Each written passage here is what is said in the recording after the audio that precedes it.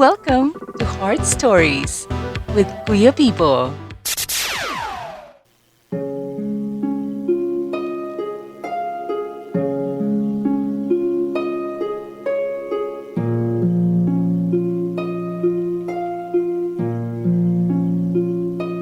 Kawiner, good afternoon and welcome back in our Heart Stories. Kamusta niyo sa inyong afternoon? Kawiner, midweek na naman kita. And syempre, tiyo na para tagaan natin sa Ligwa as promised, no? Ang sulat ni Remya sa subong hapon sa ating programa. And sa una na nga bahin sa iya sining kasaysayan, Kawiner, ang siling niya sa iyang sulat. Dear Heart Stories, ako si Remya. 34 na kag may bana na kag duha ka mga kabataan. Nainganyo man ako nga magsulat, Kuya Bibo, sa imo nga program. Kay nanamian ako sa mga advices mo and nagalaom gid ako nga magmalamag-an man ang akon nga problema sa pagpautuwas sa imong program. My husband ako and he is an office guy. Mahambal ko nga responsable gid siya nga klase kaamay sa amon nga mga kids. Kag ba naman sa akon nga iya asawa. Wala gid ako sang any bad experience sa iya, Kuya Bibo, especially sa womanizing or pangbabayi. Mahambal ko nga suwerte gid ako sa akon nga napamana, Kuya Bibo. Wala man sang masyado nga bisyo nga ugtasan ako. Kag tama man ka responsable maski sa sulod sang panimalay namon. Amo ina nga maghambal ako nga daw ka shocking kag too painful ang issue niya sa subong. Amoy ni ang sentro sang amon nga problema sa karon, Kuya Bibo. Ang matuod, Kuya, may babae karon nga nagabusong nga nagapanindugan gid nga ang amay kuno sang iyang ginadala ang akon bana nga si Rick. Hindi ko mabaton ang natabo, Kuya. Apisar sang pagsalig ko sang lubos sa iya. Mahimo niya ini sa akon kag sa mga anak namon. Pero ginadinay ini ni Rick, Kuya Bibo. Nga kuno, hindi na matuod. Kag wala siya sang kaangtanan sa babae nga nagapanggamo sa amon pamilya sa karon, Kuya Bibo. Sa matuod lang daw hindi na ako makahibalo kung ano ang patihan ko, Kuya. Tungod sa subong, sobra nga kasakit ang nabatyagan ko. Wala ko gid ini ginalauman nga traidoron ako kag luiban sang lalaki nga ginhatagan ko sang pagsalig kag pagpalangga nga sobra-sobra. Very frustrating, Kuya Bibo. Kag daw hindi ko gid mabaton ang natabo nga ini sa amon.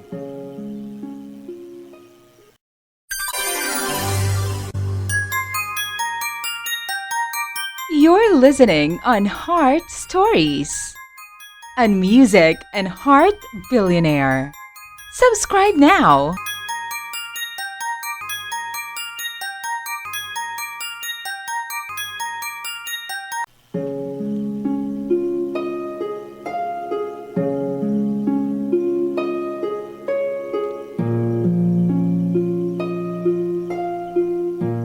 Kawiner, pabalik diri sa ating Heart Stories subong adlaw and balikan ta ang sulat ni Remya.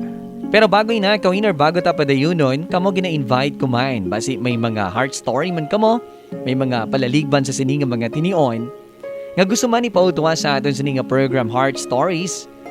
Don't hesitate to share it with us via Facebook page.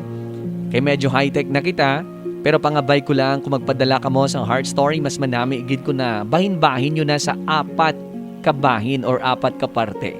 Because kaapat naton nga ginabalikan or 4 ka segments ang pagbasa naton sa inyo sining mga sulat.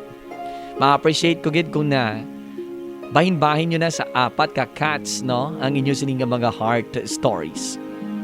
Pwede nyo gini na ipadala sa Facebook page ni Bibo sa Bibo Guapito, Win Radio Iloilo. BIBOGUAPITO. Manami manakis nga mapautwas ta nga aton nga problema. And at the same time sa email, pwede man i-send sa dearheart1079@gmail.com.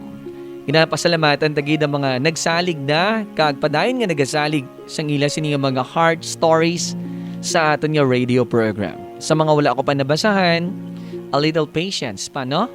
Kay sigurado gid nga matagaan gid naton dira or ina sang oras diri sa aton nga programa.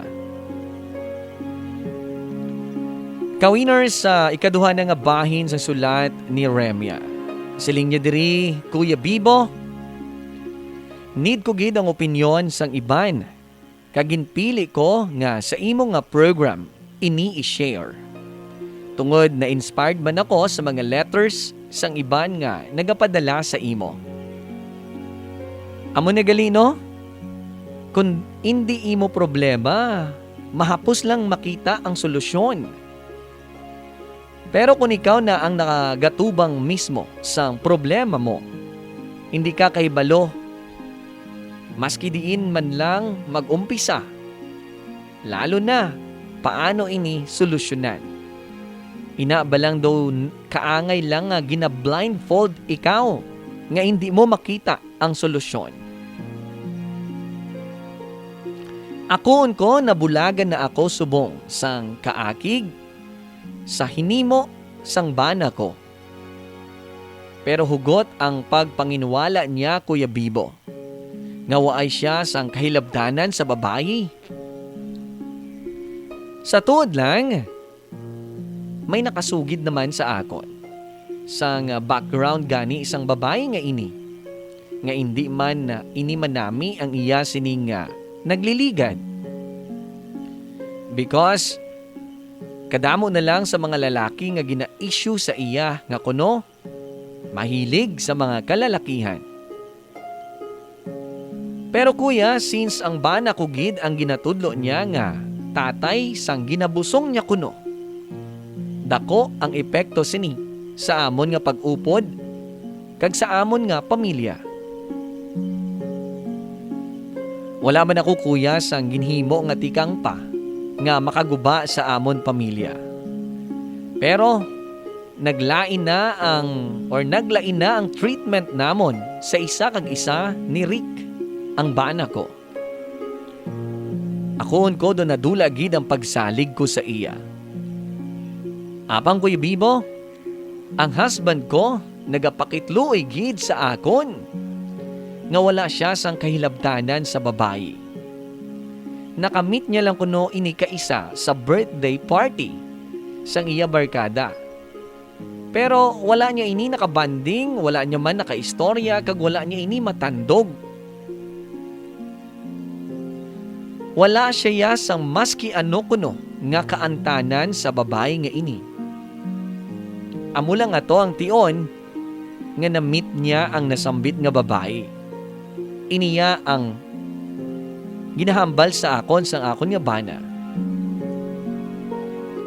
Oo kuya, waay matuod ako sa nangin issue sa bana ko sang pagluib. Never kami nag-away pa parte sa pangbabae nga issue. Pero hindi ko man mabaliwala ang posibilidad nga nahimo niya gid man ini.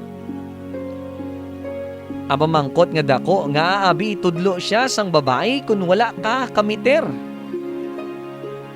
Mahapos na lang mag-deny kun ara na ang konsekwensya. Hindi bala Kuya Bibo? Hindi ako kahibalo kung ano ang pakisama nga obrahon ko sa iya Kuya Bibo pagkatapos sa kalokohan niya nga ginsudlan. Tuman kasakit kuya, hindi ko gid mabaton nga ginluiban niya ako. Kag ka-afford pa siya nga gubon ang pangabuhi namon. Ang pamilya namon, Kuya Bibo.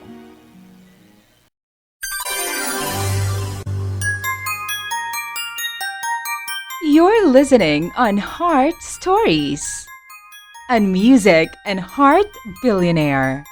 Subscribe now.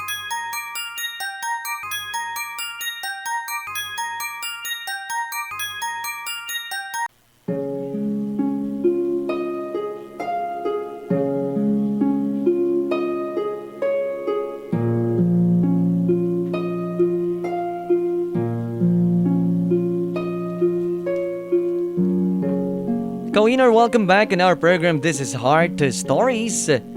Kagawad gyapon si Kuya Bibo sa Winner Radio. Balikan tang ikatatlo na nga bahin sa sulat ni Remia.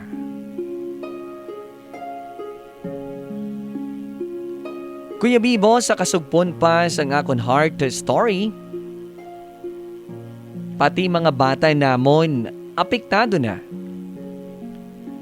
Si husband ko, Kuya Bibo, pilit ginapaintindi sa akon ang sitwasyon. Nga ang babae, hindi masaligan, kagbasi mangwart na lang. Kag ginapanindugan niya gid, nga waay sila sang relasyon. Wala sang may natabo sa ila. Kag siya mismo ang nagamuhan man. Nga siya ang ginatudlo kuno sang babae. Pero ginaako iya during sang birthday nga ato. Ato didto ang babae. Kasabayan nila inom, kag may mga lalaki didto nga mga kaupod nila man kuno. Pero amo lang atong acquaintance nila. Amo na ang balik-balik nga ginahambal sa akon sang akon nga bana. Kuya, gusto ko man siya patihan. Pero, ginapamilit gid sang babae, kuya nga. Babae siya kuno sang bana ko. Kag wala man siya kuno plano agawon ang bana ko sa akon. Kag hindi man siya kuno mamilit kung hindi magsuporta ang bana ko. Pero kuya, hindi lang kuno pag i-deny sang bana ko nga siya ang amay sang ginabusong niya. Di ko na muna ang ginahambal sa imo sang babae. Anong mangin reaksyon ko, kuya? Grabe ang kaugot ko sa bana ko. Actually, kuya, pinabarangay pa sang bana ko ang babae nga ina. Kag wala ako yan nagatubang. Kag sila ya ang dapat nga magklaruhay sang katuntuhan nila. Kun may ara man gid.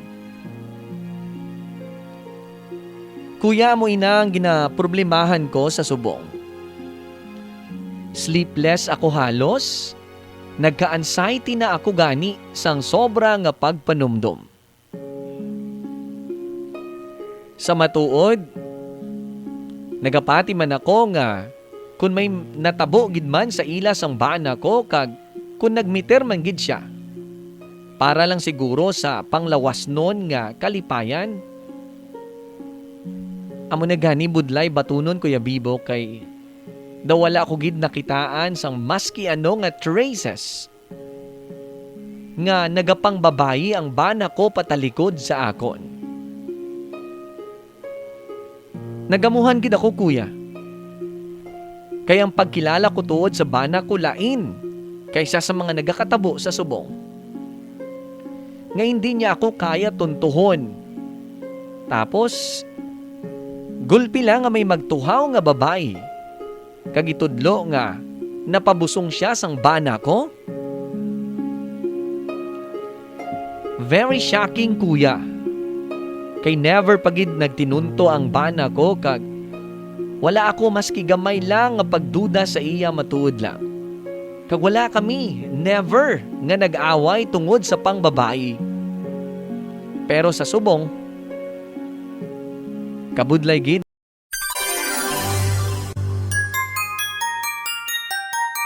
You're listening on Heart Stories, and Music and Heart Billionaire. Subscribe now.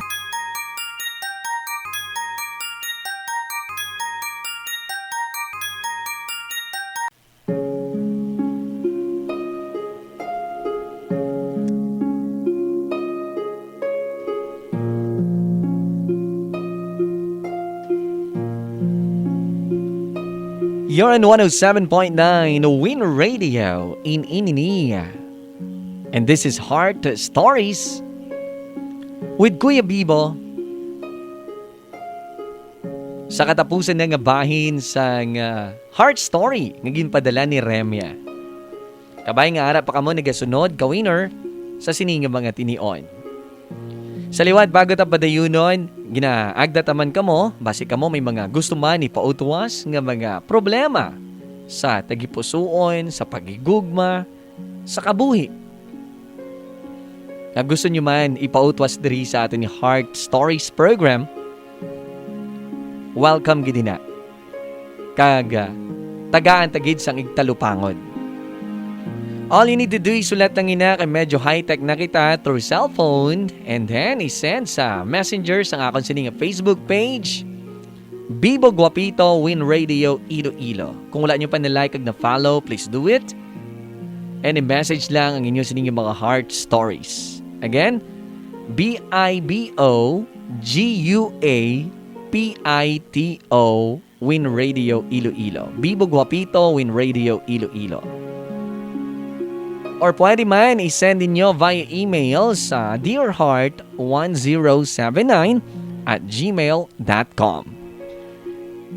Kung mahimo, apatan nyo na ka cats or kabahin-bahin ang inyo sininga sulat. Intended for 4 segments sang aton sininga Heart Stories program. And now sa katapusan ng bahin sang sulat ni Remya, siling niya diri Kuya Bibo, nagagamo ang pinsar ko, kuya. Kaysa matuod lang, never gid ako nahimuan sang pagluib sang bana ko. Gani do mabudlay gid batunon kun matuod gid man ini ang aligar sang babae sa iya. Waay gid siya sang kakulangan sa akon bilang asawa niya. Kapin pa sa kabataan namon, mahambal ko nga he's a responsible man, a father, and a husband. Almost perfect, kag very thankful gid ako kay siya ang napamana ko, kuya. Apang sa iskandalo subong nga atubang namon. Paano kun matuod ini? Paano kun ini or paano ko ini batunon, kuya? Kay lifetime na ini nga magatublag sa amon. Sa mga nakakilala naman nga mga abya namon, waay nagapati sa ginaklaim sang babayi. Hindi na ako kahibalo sang patihan ko sa matuod lang. Ang clear lang sa pensar ko subong, kuya, nga siya gid ang ginatudlo sang babayi. Nga itugmok gid siya sang babae kung wala siya sang hinimuan. Akoon ko, hindi amo ina kabutigon ang bana ko. Kaguay gid siya kaloko. Pero hindi man buot hambalon, nga hindi na siya magpakasala kay tao lang man siya. Kuya Bibo, hindi ko man gusto maguba ang amon pamilya. Tungod lang sini, pero paano ko batunon ini, kuya? Kag paano kun hasta nagaupod kami, hindi na mapatay-patay ang isyo nga ini sa amon. Paano, kuya? Kaysa subong, sobra gid kasakit, kag daw hindi ko gid mabato ng natabo nga ini. Ngagin traidor niya ako. Ngagin guba niya ang amon malinong nga relasyon kag pangabuhi. Kabugat gid sang pamatyagan ko, kuya, subong. Ang abi ko perfect na nga marriage life namon kag pamilya namon. Ang nabutang sa dako nga problema. Kuya, ano ang nagakadapat ko nga obrahon? Gusto ko man patihan ang bana ko apang ang kamatuuran, hindi ko man mabaliwala. Nga siya gid ang ginatumok sang babae nga amay sang ginabusong niya. Magamugid ang akon nga kaisipan, Kuya Bibo.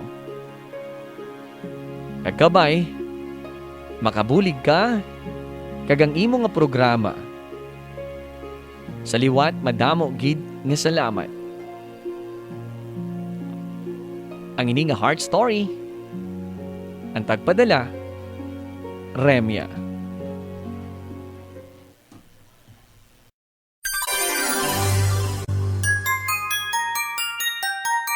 You're listening on Heart Stories, and music and Heart Billionaire. Subscribe now.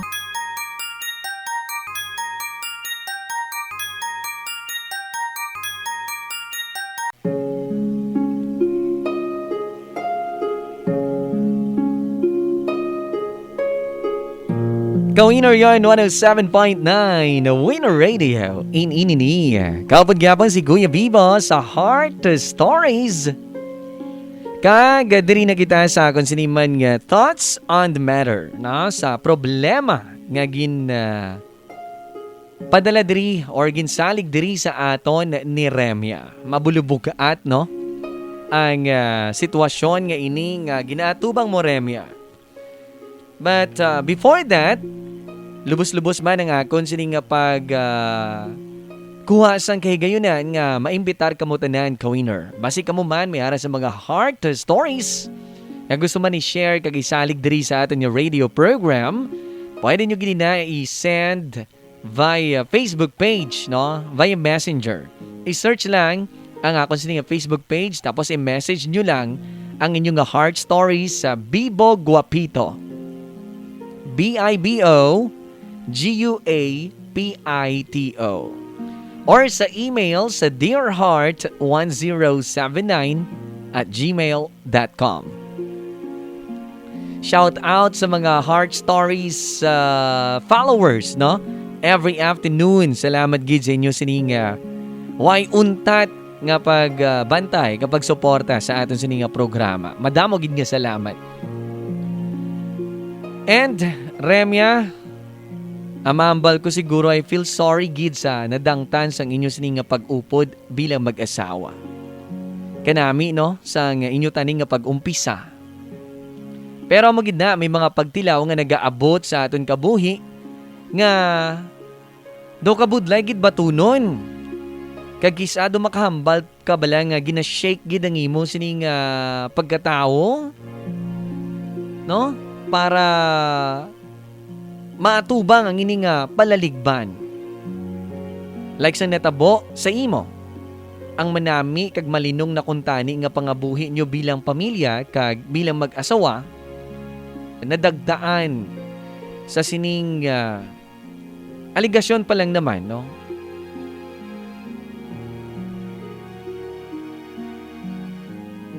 We can hope at the moment nga ini matuod nga siya ang amay kaangay sang gina-claim niya sang bana mo. Pero hindi ta ka gusto pa asahon nga hindi gid man siya. Because we can't also deny nga may posibilidad man nga siya tungod siya ang ginatudlo sang babae. At present, may proseso naman gid man, no? Pag may kwarta ka, pwede ka gid ka pa-DNA just in case magwa ang bata para makapaniguro. Pero that is the least option at hand sa sininga tinion, Remya. Honestly, maski ako, pamangkot mo, no? Ako hindi man ako makasabat kung siya ang tatay o hindi. Pero ang clear lang sa akon, and two sides of the coin is possible. What I mean is pwede nga siya ang tatay, pwede man nga hindi. Apang whatever the truth is, regardless tuod o hindi ang ginaakusa sang babae sa bana mo, ang nagamatter diri isang imo willingness nga batunon ang kamatuoran. Ang imo kagustuhan nga hindi maguba ang imo pamilya. Kagang imo nga ikasarang nga akseptaron ang natabo. Kag ikasarang man nga magpatawad. Kag pilion nga magpadayon sang kabuhi upod sa bana mo, upod sa pamilya mo.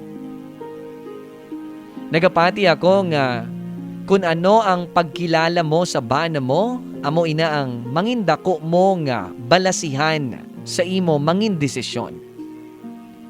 Ikaw mismo ang makatimbang sinitanan, Remya. Ang mga posibilidad sa imo pilion nga desisyon. Let's presume, Abi, no?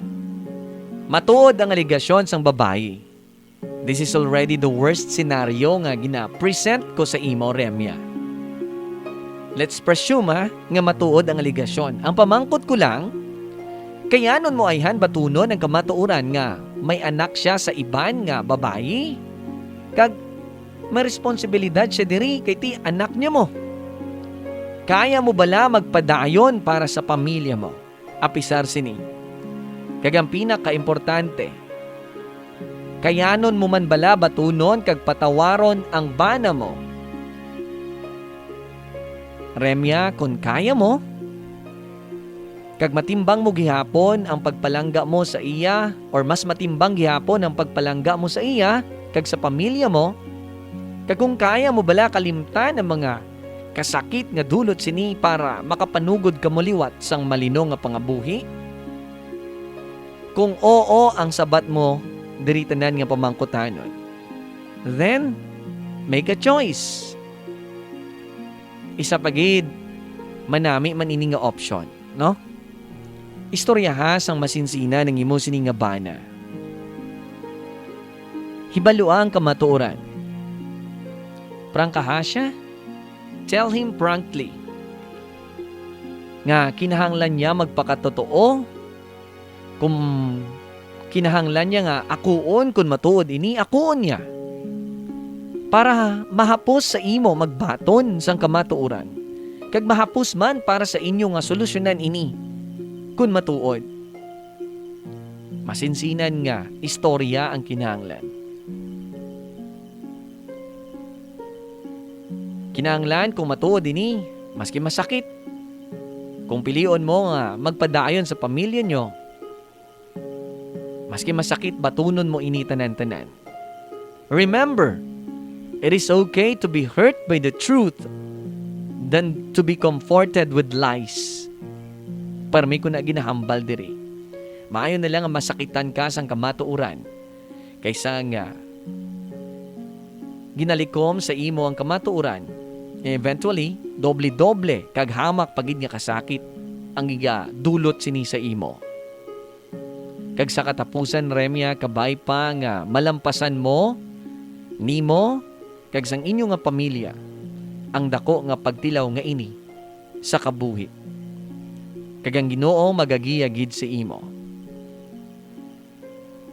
Madamo gyud nga salamat sa imo sini nga pagsalig sa Heart Stories. Brought to you by Music and Heart Billionaire. Don't forget to like and subscribe.